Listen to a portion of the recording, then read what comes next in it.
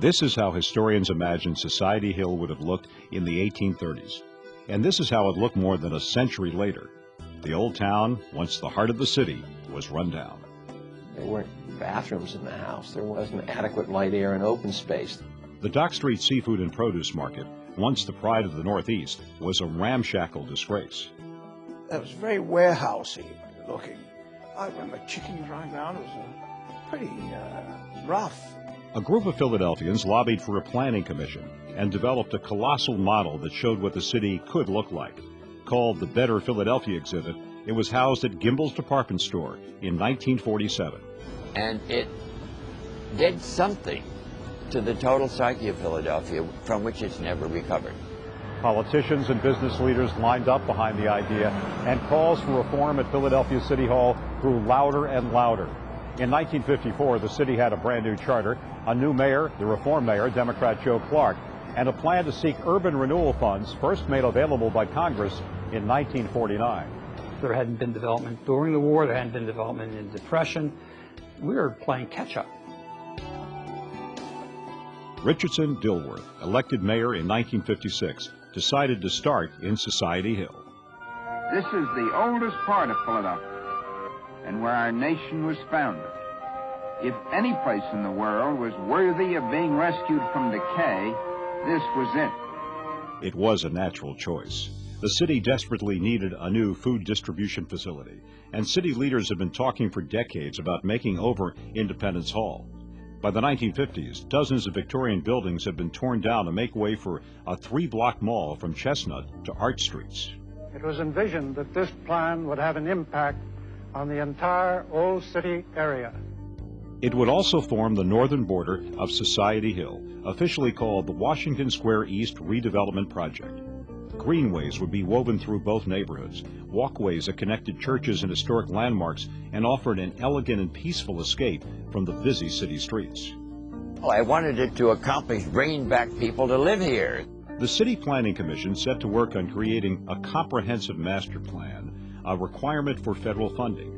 Government officials recruited the private sector, leaders in business, finance, and culture, to form a new nonprofit group that would be called Old Philadelphia Development Corporation, or OPDC. Their job? To speed the redevelopment process. These people were heads of major corporations. Pennsylvania, Reading, they were pretty important people, and they actually lived here. They had a vested interest in the place. Well, I guess people can also look through here. Jerry Cope was then a 28-year-old architecture student, assigned to do a house-by-house analysis in Society Hill. What should be raised and what should be saved? And we walk down the street, make notes. This is worth keeping, this looks good, this is a great vista to follow. It was a revolutionary approach to urban renewal. Philadelphia was unique, and it was a pioneer in recognizing the value of a huge number of historic properties. Generally, renewal in this country meant ripping places down. If you look at St. Louis so much, you just get rid of it. Members of OPDC, the Redevelopment Authority, and the City Planning Commission worked together and chose architect I.M. Pei to design 3 sparkling white towers and dozens of modern townhomes intended to complement rather than mimic their historic neighbors. Quality, excellence, superiority of design is essential to true success. Existing federal and colonial style homes would be single-family, owner-occupied, and accurately restored to city-set standards. There weren't too many templates as to how do you do this. We condemned everything. We've got 30 days to sign this agreement that says you will fix it up to historic standards. In return for your agreeing to do that, we would do 2 things. One is return the title to you and not take the property and relocate you. And the second is we would make you a low-interest loan to do the work at the exterior of your property. It was almost like a Marshall Plan after World War II that was focusing on the cities, and people were using their best judgment at the time. Mayor Dilworth moved into the neighborhood to boost confidence in the project. He was walking around the neighborhood in the evening, meeting people, greeting people, and sort of acting as a cheerleader for renovation. And Walt D'Alessio sold 2 key properties on the 200 block of Spruce Street. One was a house bought and restored by Jared Ingersoll, a railroad executive and descendant of a signer of the Declaration of Independence. On the double lot next door, a new house was built by Henry Watts, head of the New York Stock Exchange. I think those two houses were the most important. That signaled that people of renown in Philadelphia were committed to making this a place to live. It was an extremely important thing. Soon, OPDC took over marketing and hung signs all over the neighborhood, advertising houses for sale to be restored. When you called the number at the bottom, you got OPDC's Ted Newbold. I remember one house I sold, he had to go to Riley Lumber to get planking. So when he walked up to the second floor, he could put the planking on the beams because there was no floor. It had rotted out.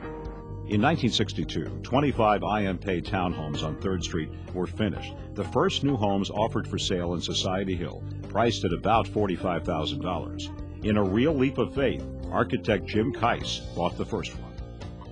Well, frankly, it was a mess. Down there was nothing that was fixed up. And the question is, why would anybody want to move into the middle of it? The reality was that very few people did. The first 4 IMP townhomes sold quickly, but then sales stalled for 18 months. The towers, when first finished, went begging for renters. At the same time, Ed Bacon was on the cover of Time magazine, and Philadelphia's renewal was being praised as the best in the country. Never in American history has the reputation of a big city changed so favorably as has Philadelphia's in the past few years. The Secretary of Housing and Urban Development in Washington was worried and sent Jay Nathan to head the Philadelphia office. He said the fact is that Society Hill could be in real deep trouble, and that would affect the whole country's program. So we created an environment in which a property owner could feel confident. We paved all the streets in Society Hill with brick sidewalks and put up Franklin lanterns. You need a place to buy groceries, and we're going to provide that. You need a place for your children to go to school, we'll make certain that's available. Oh, it made a world of difference. That meant that there was a place where people could move with their children and start thinking about it as a real living neighborhood. Everyone that we met was restoring an old house, and you just got the bug for it. House by house, block by block, Society Hill was transformed. And with the change came increasing complaints about the project's insensitivity. I do not believe that in our society that we ought to have neighborhoods with only one income and mostly one race. Any redevelopment program of any kind has unintended consequences. And I think we really have blinders on then to what some of those unintended consequences might be. A 1960s lawsuit ultimately led to affordable housing units around 6th and Lombard Streets and highlighted the need for maintaining affordable opportunities in gentrifying neighborhoods. We've taught a lot of cities to put in place the controls we have now. Society Hill also proved that saving a city didn't have to mean demolishing it, that you could add new buildings while preserving existing architecture. I look at it today and I think it was a great success. A success that then spilled over to other neighborhoods like Queen Village, Washington Square West, and Old City. Frankly, it probably came off as well as any project that's sort of ever tried in the urban renewal programs in the country at that time. We like to call it a village in the city. The school is beautiful. It's 3 blocks from my house, and there's a fabulous program here. So we walked in when my son was in kindergarten. He's in 3rd grade now, and we've never looked back. And it is a showcase, and we brag about it.